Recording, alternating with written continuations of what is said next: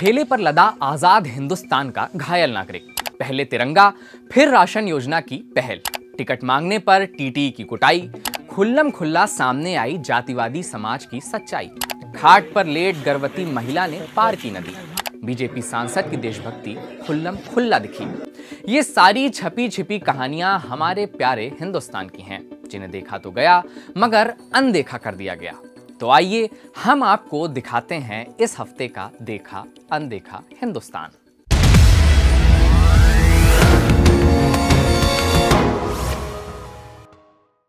नमस्कार, मैं मुकुल सिंह चौहान। स्क्रीन पर दिख रहा ये दृश्य आजाद भारत के आजमगढ़ का है। आजमगढ़ में एक शख्स घायल हो गया। आजाद भारत में घायल शख्स के लिए एम्बुलेंस नहीं आ पाई, तो घायल को ठेले पर लाद कर सीएससी ले जाया गया।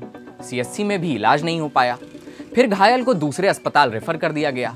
मगर इस पूरी प्रक्रिया के दौरान आजाद भारत के घायल नागरिक ने अस्पताल के रास्ते में ही दम तोड़ दिया।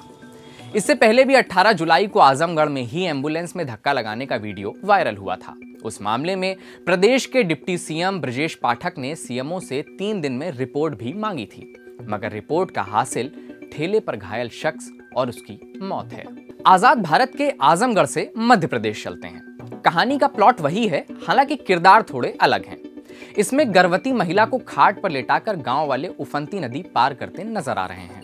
हैरानी की बात यह है कि ये लोग इस समस्या का पहली बार सामना नहीं कर रहे हैं, बल्कि हर साल बारिश में इलाके के लोगों को इस स्थिति का सामना करना पड़ता है। नदी है, बरसात होती है, पानी बढ़ता है, मगर पुल नहीं है। मामला विकासखंड शाहपुर के जामुनढाना गांव का है। नदी पार करने को नहीं पुल है, मगर हर घर तिरंगा का जश्न फुल है। हरियाणा में एक जिला है करनाल। यहाँ जब लोग राशन लेने गए तो राशन डिपो होल्डर ने कहा कि पहले 20 रुपए में झंडा खरीदो, फिर सरकारी राशन मिलेगा।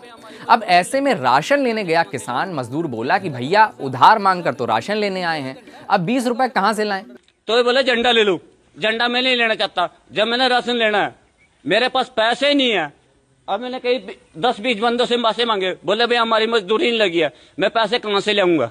मगर डिपो संचालक ने बिना तिरंगा खरीदे राशन नहीं दिया। वहीं डिपो संचालक से जब इस पर सवाल किया गया तो बोला कि विभागीय अधिकारियों का आदेश है कि बिना झंडा राशन नहीं मिलेगा। हालांकि विभागीय अधिकारियों ने इससे इनकार किया और इसका लाइसेंस ही रद्द कर दिया। कौशाम्बी से बीजेपी सांसद हैं विनोद सोनकर जी। सांसद महोदय ने हर घर तिरंगा अभियान को सफल बनाने की कोशिश में तिरंगा उल्टा पकड़ रखा था। इस पर भीड़ ने सांसद महोदय को बताया कि झंडा उल्टा है, तो महोदय ने साइड बदल दी, मगर झंडा अभी भी उल्टा था। फिर तिबारा बताने पर सांसद महोदय झंडा सीधा पकड़कर हर घर तिरंगा अभियान को सफल बना पाए।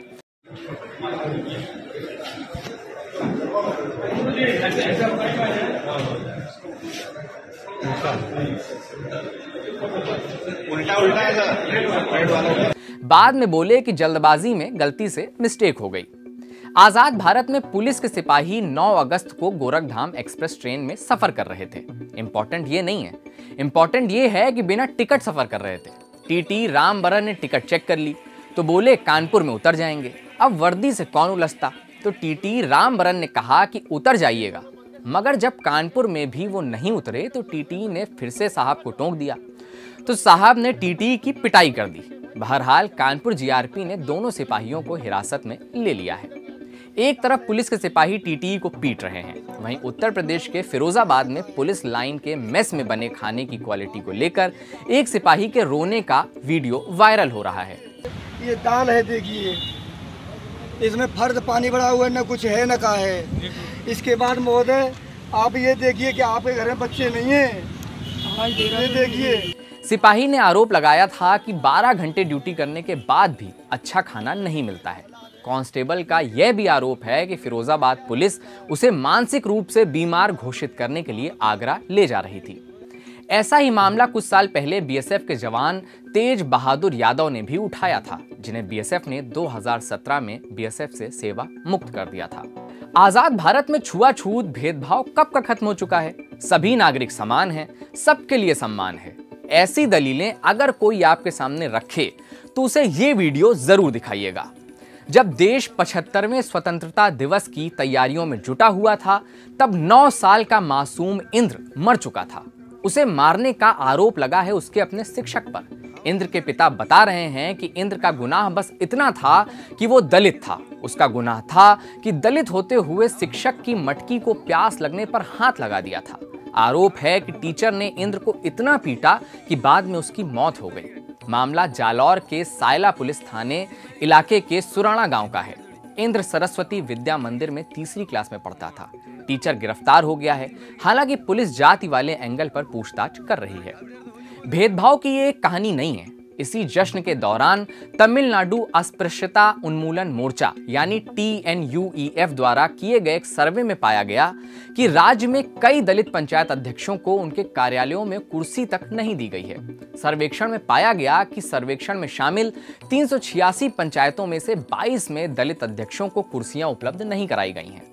राज्य के 24 जिलों में किए गए सर्वेक्षण में पाया गया कि कई दलित पंचायत अध्यक्षों को राष्ट्रीय ध्वज फहराने तक की अनुमति नहीं है। कुछ मामलों में पंचायत अध्यक्षों को स्थानीय निकाय कार्यालय में प्रवेश करने की भी अनुमति नहीं है। ये देखी मगर अनदेखी कहानियां हमें ठहर कर सोचने पर मजबूर करती हैं कि आजादी के 75 सालों बाद भी हमारे हिंदुस्तान की ऐसी तस्वीर क्यों है और इसके जिम्मेदार कौन है। ये कार्यक्रम अगर आपको पसंद आ रहा हो तो हमें कमेंट करके जरूर बताएं। इसे अपने दोस्तों और रिश्तेदारों तक भी पहुंचाएं।